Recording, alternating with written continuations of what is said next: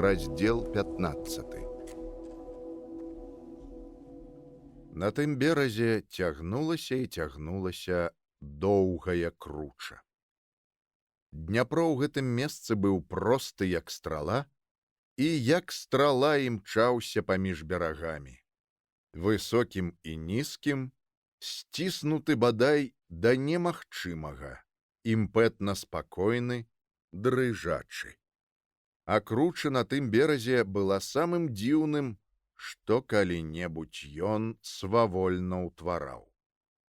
Даўжынёю з вярсту і вышынёю сажняў на 50, роўная, нібы па лінейцы праведзеная ў даўжыню і ў вышыню, яна была з крывава-чырвонай гліны, цвёрдай як камень, непрыступнай ні для нягоды, ні для вады. І на гэтай карказломнай строме, карэннямі ўгору, там-сям віселі сосны з залацістымі стваламі і свежай гліцай, віселі паміж небам і зямлёй бітыя, страшна скарлючаныя, перавітыя, як вязка змей, няскораныя ў сваім жаданні жыць там, дзе не здолеў і не захацеў жыць ніхто. За кручай і вышэй яе Дняпро шырэў, разліваючыся. Круча стрымлівала яго, не давала прарвацца ўніз і змыць усё на сваім шляху. І ён ірваўся ў вузкую цясніну, імкнуў ёю, а з вышыні абыякава глядзелі на яго змеі сасон. Касюнька ступала стомлена, але ўсё яшчэ гулліва.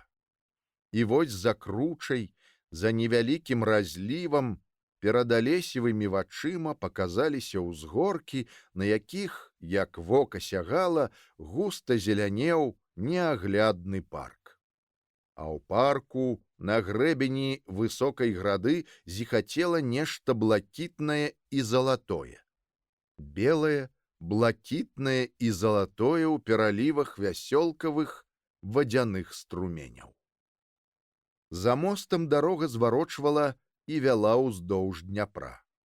Сажняў праз 50 ён заўважыў пазалочаную паркавую агароджу, нібы звітую са сцяблін і траў, простую і прыгожую.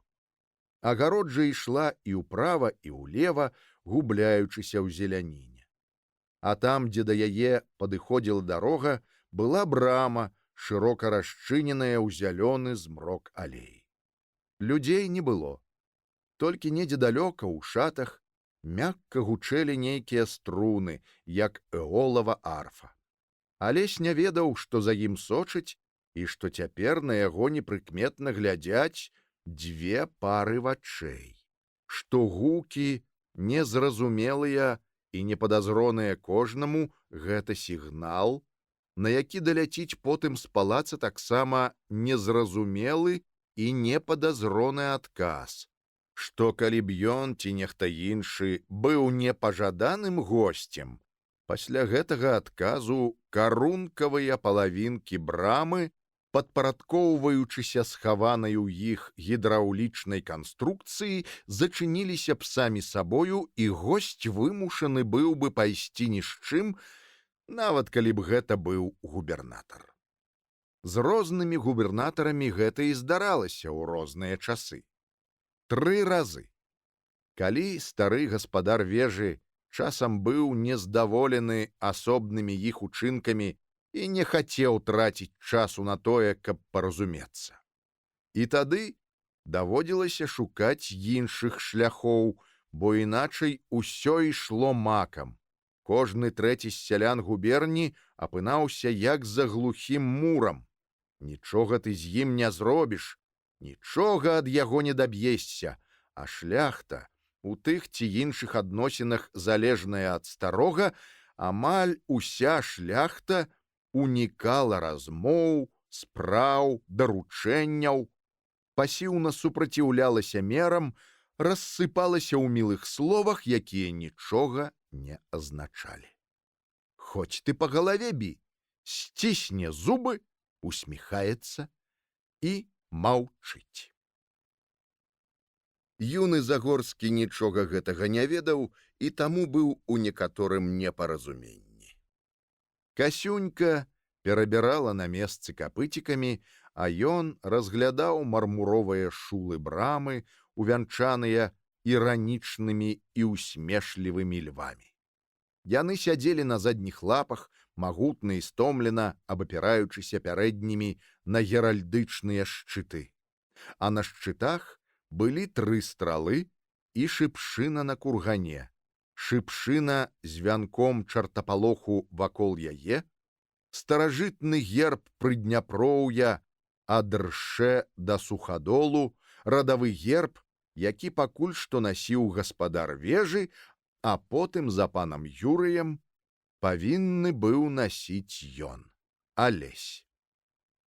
Пастаяўшы перад брамай, пагладзіўшы алму, якая прыўстала на луцэ, топчучы лапамі хвасты 2 качак, малады коннік паціснуў плячыма і рушыў каня ў змрок алеі. Сонца было яшчэ даволі высока. Адхон, зарослы векавымі дрэвамі, цягнуўся з левага боку.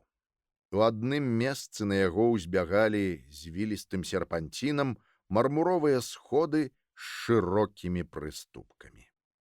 Але гэта відавочна было не для коня. Затым алея павярнула ў шырокі яр, дзе буяла разнатраўе. Ён не ведаў, што з самага вялікага сядзення ў камяніцы за рэгулярным прыбраным паркам перасталі сачыць. Калі ж сядзенне скончылася, дзеду так спадабалася чароўнае спалучэнне працы садоўніка, які распланаваў і да часу выхоўваў дрэвы, і свавольства прыроды, якая вызваліла іх ад прыгнёту нажніц, што ён загадаў пакінуць парк у спакоі. І вось цяпер парк буяў, і ў ім было надзіва хораша. Сярод буйнога лесу, ледзь ачышчанага ад ветрабою і пустазелля ды ад куставога смецця, трапляліся вельмі рэдка, толькі каб паказаць, што гэта не лес, што гэта назнарок, то 2-3 дзікія камяні над уваходам у пячору. Там падалі ўсяго толькі рэдкія кроплі вады, але рэха было такое, што здавалася, у пячоры бурчыць і рыкае невядомая страшная істота. То зялёны амур, увесь у штучна ўзрошчаным на ім моху. Амур глядзеў на конніка, прыклаўшы палец да вуснаў, але яго ног было высечана на камені «Щут». Алея забірала па нябачнай дузе усё лявей і лявей, і вось вачом адкрыўся бакавы двор палаца, прагна, быццам клюшнямі краба, ахоплены двайной каланадай. У тым месцы, дзе яна расступалася, залацілася расчыненая агароджа вялізнай брамы. І зноў мёртвая цішыня. Пясок двара роўны, і на ім ніводнага следу, быццам ён так і ляжыць 100 год. Пасярэдзіне двара моўчкі стаіць мармуровая, у натуральную велічыню, копія з фларэнтыйскага Давіда. Алесь злез з каня і пачаў адвязваць качак, спіною адчуваючы бязлюддзе і мёртвую цішыню. Дзень добры. Ён не здрыгануўся. Ён увесь час чакаў гэтага і ўсё яшчэ стоячы спіной да голасу і адвязваючы качак, адказаў: «Дзень добры». Потым, трымаючы качак у руцэ, павярнуўся на голас. На верхняй прыступцы нізкага ганка стаяў, невядома як і адкуль з'явіўшыся, чалавек. Ён быў, бадай што, трошкі менш сажнёвага росту, магутны але здаваўся маленькім і самотным сярод гэтага мёртвага двара. Адзін з жывых. А вакол лес калон, быццам з белага лёду, ледзяны позірк вачэй велічнага Давіда, цёмна-сіні лёд акон. Чалавек стаяў і глядзеў на яго з вышыні спакойна, трошкі іранічна і дапытліва. Алесь працягнуў чалавеку качак. Гэта вам. Спадзяешся, што за дзень больш не з'есі? Халодна спытаў той. Спадзяюся. Чалавек ацэньваў. У чалавека была сівая грыва валасоў, якая насуперак звычаям веку не ведала парыка. Усё яшчэ чорныя ў разлёт бровы, а пад імі вочы, зусім бацькавы, з нейкім нетутэйшым, доўгім, мігдалевідным разрэзам тонкіх павек. Яшчэ і цяпер можна было меркаваць, якія гарачыя і шчырыя яны былі ў маладосці. Гэтыя пастарэчы стомленыя, трошкі праваленыя ўжо, мудра і невыносна глыбокія, злёгку пабляклыя сінія вочы. Пергаментна загарэлы голены твар, просты нос, уладная складка вуснаў чалавека, які ўсё бачыў на сваім веку. 78 год не дасі. Падобны на 50-гадовага, які ўбраўся старым. Постаць усё яшчэ станістая, моцная, відаць лёгкая на хаду, хіба што толькі трошкі ссутуленая.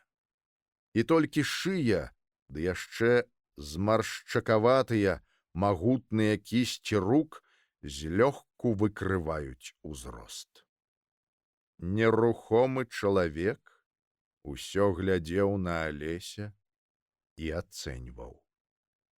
Да чаго падобны на прадзеда, на Акіма. Нават жэсты, нават манеры, нават голас. Валасы, праўда, і ў нявесткі каштанавыя, але гэта не ад яе.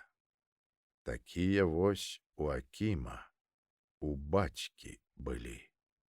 І няспешчаны. Сакалятнік, як прадзед. Манеры толькі горшыя, велічы мала. Гэта ўжо ад праклятага веку. Усё Акімова.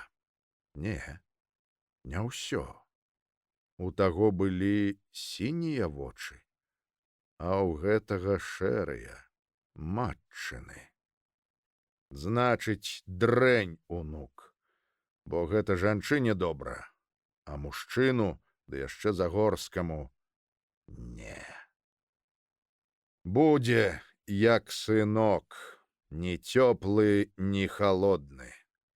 Ды яшчэ, крый Божа, у царкву пацягнецца, да пацукоў, да кур'яновага пляменнічка капрала.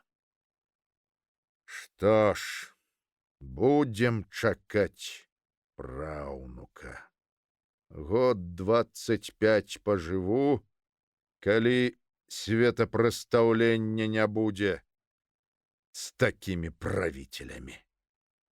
І нібы адразу страціўшы ўсякую цікавасць да Алеся, адразу вярнуўшыся ў страката-халодны шэраг сваіх дзён, споўненых халоднай уладай, мастацтвам, мізантропіяй і спакойным назіраннем за чалавечай нізасцю, ён стукнуў па мармуровых плітах. Так таму і быць. Хадзем, князь. Гэтая князь прагучала роўна, спакойна. Вежа кінуў качак на гарматны ствол і пайшоў паперадзе, выціраючы далоні карункавай хусцінкай. Пайшоў, не цікавячыся, ідзе за ім нехта ці не.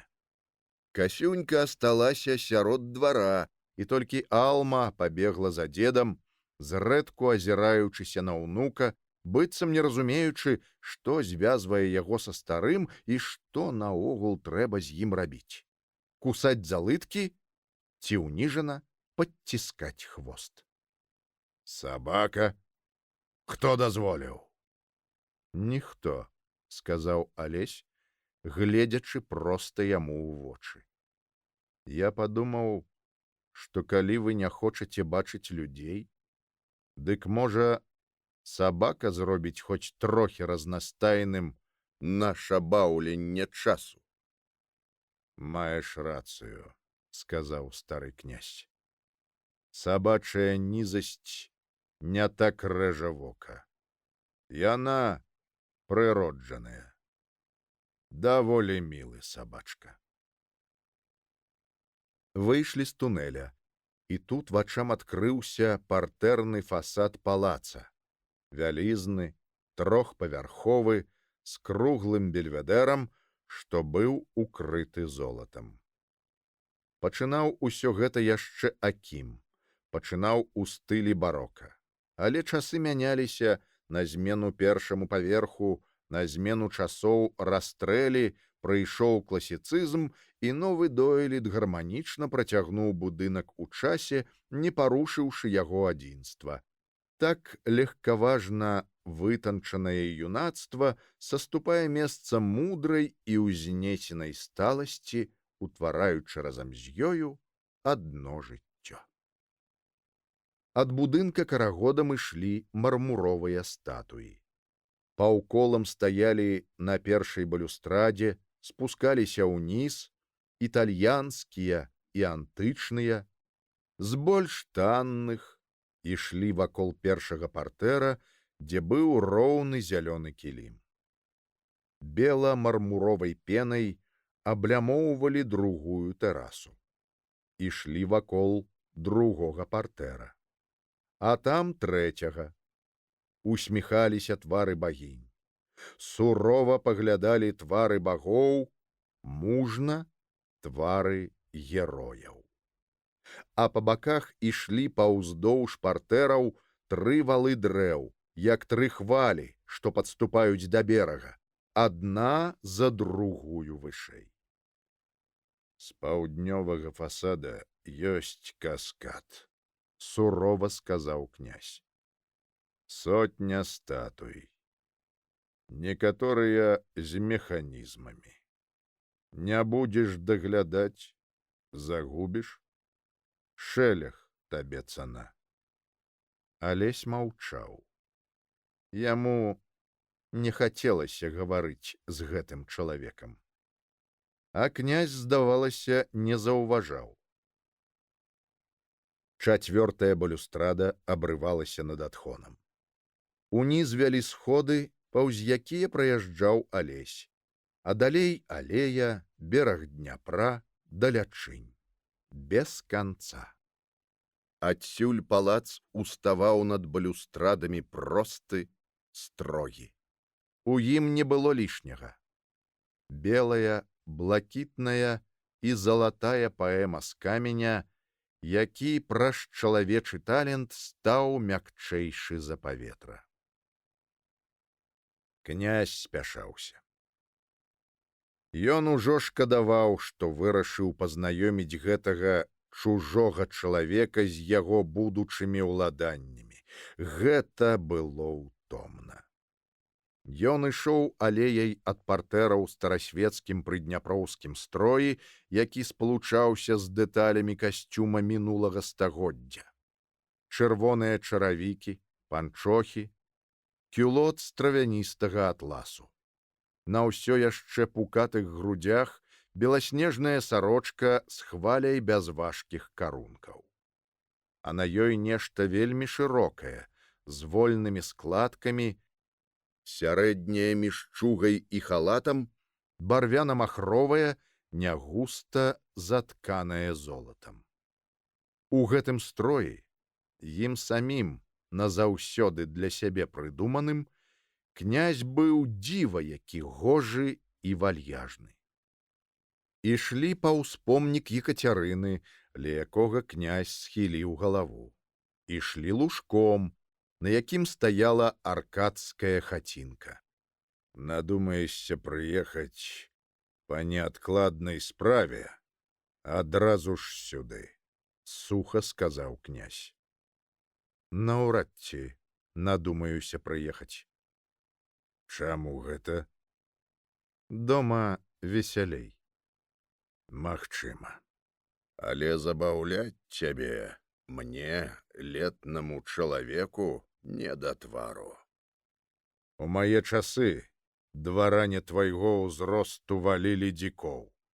У вас замест гэтага, здаецца, царква? Ёсць яна? Ёсць. Табе, вядома, там цікавей. Прыедзеш? Пастаў там за мяне свечкі кур'яновым святым, кукшы ды Сергію, ды яшчэ якой-небудзь святой Матруне Мокрападоліцы. Пастаўлю, суха сказаў Алесь.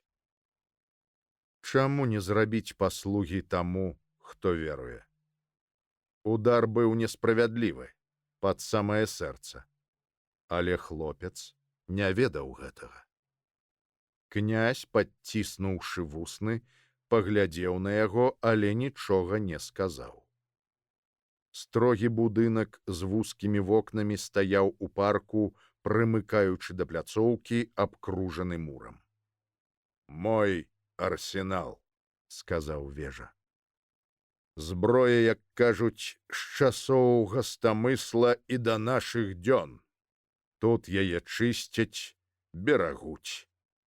Тут вучаць, у тым двары за мурам, коней, каб не баяліся стрэлаў. Усё гэта нікому не патрэбна. Як усё на зямлі. У арсенальнай зале адбылася сутычка. Князь паказваў шаблі, старыя мячы, кінжалы, корды. І вось адна шабля, лёгкая нават на выгляд, з похвамі, інкруставанымі чырвонай яшмай і мядовым бурштынам, здалася Алесю такой прывабнай, што ён пацягнуўся да яе і пачаў абмацваць інкрустацыю рукамі. Князь цярпець не мог гэтай звычкі мацаць. «Віншую», — сказаў ён. Гэта цябе на дзядзькаванні навучылі такім манерам, каб усё церці. Ды, можа, яшчэ папляваўшы крысом світкі?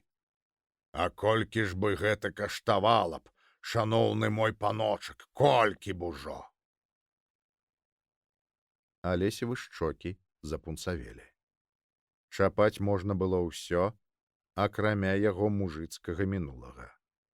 Ваўчаня ўскінула вочы, якія адразу звузіліся. А чаму б і не ўзяць у рукі? Гэта інкрустацыя. Гэта сталь, сказаў Алесь. Усё астатняе толькі прывесак да яе. А яго можа і не быць. Гэта парадная зброя, суха растлумачыў стары. Аздоба. Зброя не можа быць аздобаю. Ого, сказаў князь. Дзе ж гэта ты вучыўся павазе да зброі? Алесь глядзеў проста ў вочы гэтаму чалавеку, якога ён, здаецца, пачынаў ненавідзець. У мужикоў, сказаў ён. У тых, у каго яе мала, але ўся яна пры справе. Пры справе, сказаў князь. Панскія дровы сячэ. Мала што яна можа секчы, сказаў Алесь. Холодная ярасць аж звінела ў ягоных вушах. А князь падбаўляў жару. Каб яна пры справе была, як ты кажаш, не сядзелі б мы тут з табою. Так што ты мне сваіх чарнапятых не хвалі. Са скрухаю паківаў галавою. Аддалі, называецца. Адно цікава было б ведаць, чаму цябе там для душы навучылі. У што ты верыш, акрамя лусне пан па шчацэ падстаў другую? Я веру у коня святога Міколы, збялеўшы, сказаў Алесь. І я пайду пры гэтым кані. Я шмат бачыў маладых людзей, смелых на язык, сказаў дзед.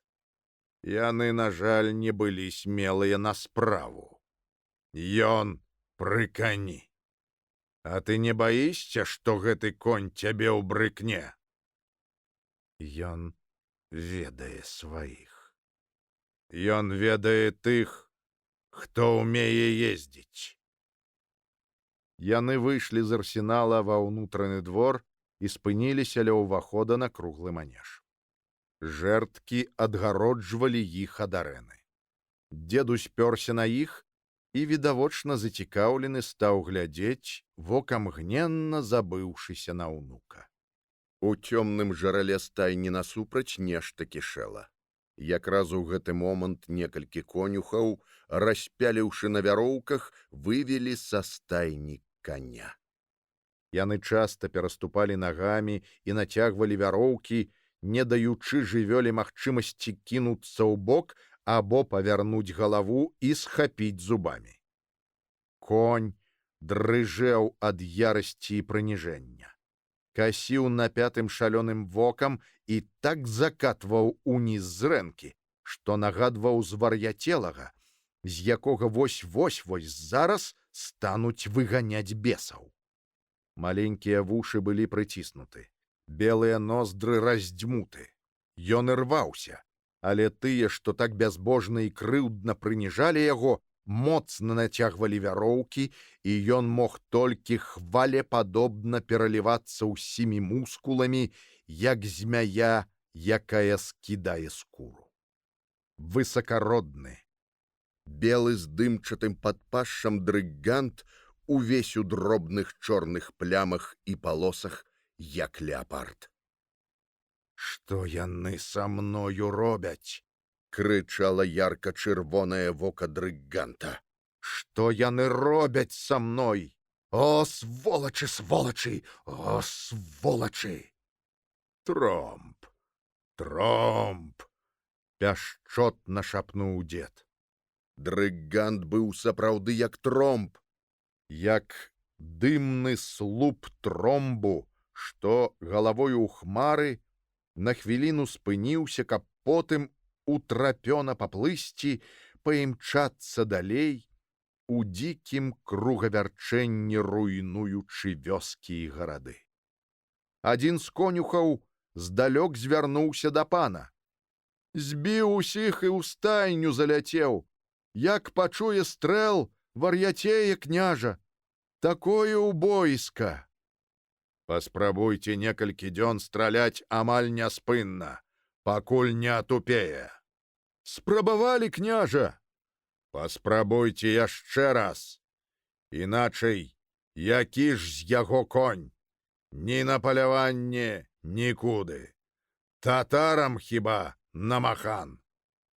У кані, як ва ўсякай пародзе, што вымірае, што жыве толькі апошняй літасцю чалавека, было адначасова нешта нервова-звярынае і мудра пакорлівае, няздатнае да жыцця.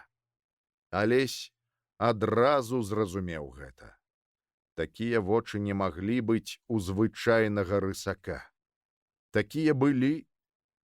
Ды вось хаця б у іспанскага бацькавага жарабца, апошняга на ўсё прыдняпроўе іспанца. Гэта быў дзіўны конь з поўсцю амаль цялеснага колеру, з чырвонымі, як у труса, вачыма і чырванаватымі грывай і хвастом. Чырванаватымі з адлівам у зялёнае. Парода, якая выводзіцца не можа быць такой, як усе астатнія пароды. Возьмите хаця б панурую, асуджаную тупасць снежных хортых у Загоршчыне, тупасць, якая часам перарываецца хвілінамі амаль чалавечай кемлівасці. Да кожнага такога звера свой падыход. Іх трэба ведаць, як людзей, усё адно сабак ці коней. А тут няшчаснага дрыганта распялі, як хрысціяніна ў рымскім цырку. Пачуліся стрэлы. Жывёла прысядала на заднія ногі. Задзёрты, наколькі дазвалялі вяроўкі, рот яе немаля мантаваў небу. Потым дрыгант пусціў мачу. Не ад жаху, аб гэтым казала ярасць усёй морды, а ад бяссілля, ад немагчымасці нешта яшчэ зрабіць, нечым другім давесці. «Пусціце!» — нечакана крыкнуў Алесь. «Вы што ж не бачыце? Ён не хоча!» «Помаўчаў бы ты!» — суха сказаў князь. «Хрысціянін!» «Ды ён жа не хоча! Ён пратэстуе, а яны не могуць!» «А ты можаш?» — спытаў князь. Алесь апусціў галаву. Усё было скончана. Прыніжэнне няшчаснага Тромба завяршыла ўсё. Ён ненавідзеў гэтага чалавека ўсёй сілай сваёй дзіцячай нянавісці. Так, ён не мог. Але чым вінаваты Тромб? Тромбік, любенькі, Тромбік, брыкай, Тромбік, бі гэту сволач, бо я не магу. Тромб раптам ускінуўся, матлянуўся ў бок, даў свечку, і людзі паляцелі ад яго. Той-сёй пакаціўся цераз галаву. А конь кінуўся біць капытамі. Ён біў так утрапёна, што пелавінне пырскала ў бакі і ганяўся за сваімі мучыцелямі. Людзі сыпанулі хто куды, той на мур, той у стайню, толькі вароты ляснулі. Поле бітвы ў імгненне асталося за канём. А ён то біў пярэднімі капытамі ў вароты, то насіўся па манежы. «Іга!» — крычала ашчэраная храпа коня. «А!» Князь адчуў нешта няладнае, нейкую пустату і павярнуўся. Алеся не было побач з ім. Хлопец падлез пад жэрдкі. Ён быў ужо амаль на сярэдзіне манежа. Ішоў да коня, танюткі, вельмі маленькі на пустым, сляпуча-белым крузе. Позна было крыкнуць, позна кінуцца на дапамогу. І вежа толькі ўчапіўся пальцамі ў валасы. Раз'юшаны конь заўважыў новага ворага, стралою кінуўся да яго і ўскінуў у паветра страшныя пярэднія капыты. Князь не заплюшчыў павек. Проста ў яго на хвіліну пацямнела ў вачах. Зараз апусціцца капыт. Ён сам не помніў, як ногі перанеслі яго пад жэрдкі на дапамогу, на бязглуздую дапамогу. Конь апусціў капыты. На пелавінне. Хлопец стаяў амаль паміж ягоных ног. Шыя коня была закінута, вочы глядзелі зверху на чалавечка, і ашчэраная пашча была ў некалькіх вяршках ад Алесевага аблічча. Над манежам вісела вострая цішыня. Крыкні, і ўсё сарвецца. І ў гэтай цішыні пяшчотны, журлівы хлапечы галасок праспяваў зусім непяшчотныя словы.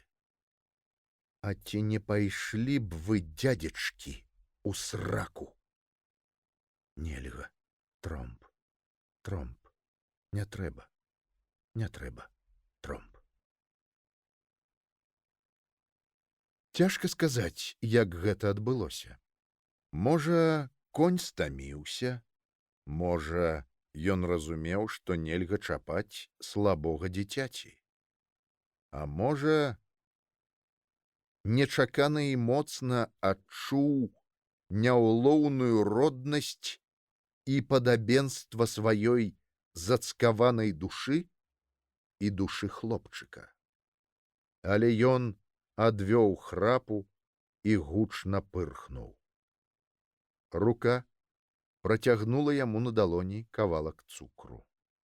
Ён зноў прыціснуў вушы. У людзей за цукрам заўсёды ідзе бізун. Вазьмі, Тромб, спакойна сказаў чалавечак, і ў голасе яго цяпер не было журлівасці. Вазьмі, ну? Тромб скасавурыўся. Хлапчынка быў маленькі і не страшны. І гэта белае на далоні. Ён пацягнуўся і ўзяў цукар. Пачуццёвыя валаскі вібрысы на яго храпе мякка казыталі далонь. І Алесь адчуў, як нешта ў ім упала. Адчуў слабасць. Князь падыходзіў да яго.